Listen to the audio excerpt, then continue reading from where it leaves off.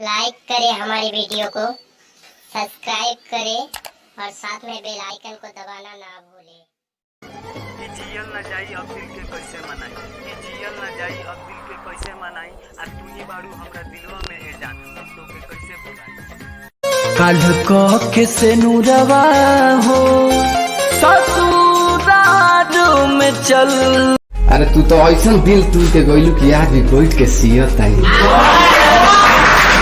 तू तो ऐसा दिल तू के गइलू कि आज भी बैठ के सियत तानी।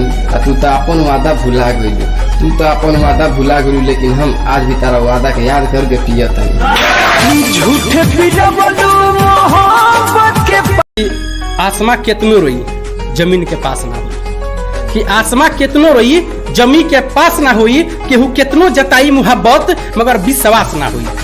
कि आसमां केतनो रोई मगर जमीन के पास ना हुई, मोहब्बत के बाद केहू केतनो बताई मगर विश्वास ना हुई। अभी नया नया बात बड़ा खुश लगता रहो, जहिया दिल टूटी तहिया बर्दाश्त ना हुई। चाहे अब पलट के देखब ना सपनों में जरी ठेकब।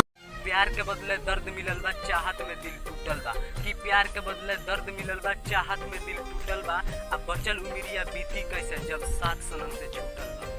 तू दिल तोड़लू हमर तोहरो के हो तोड़ी, तू साथ छोड़लू हमू प्यार कइले रहनी बड़ी सुर के साथ। अभी मत पूछो कि वो कैसन रहे, कि हमू प्यार कइले रहनी बड़ी सुर के साथ, कि अभी मत पूछो वो कैसन रहे। धोखा उ ना दहली, अरे धोखा मिल गई, कि धोखा उ ना दहली धोखा मिल गई, काहे कि हमरा पास पैसा ना रहे। केहू प्यार कहाँ करेला गरीब से। कि उ दिल हमार तोड़ गईली तो हम बवाल का करी, कि दिल हमार उ तोड़ गईली तो हम बवाल का करी, आ हमरे पसंद उ रहली तो हम सवाल का करी। जाए चंदा ले आवा खबरिया।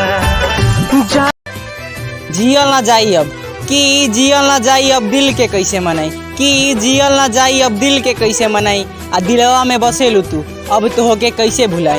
बर्बाद करके जिए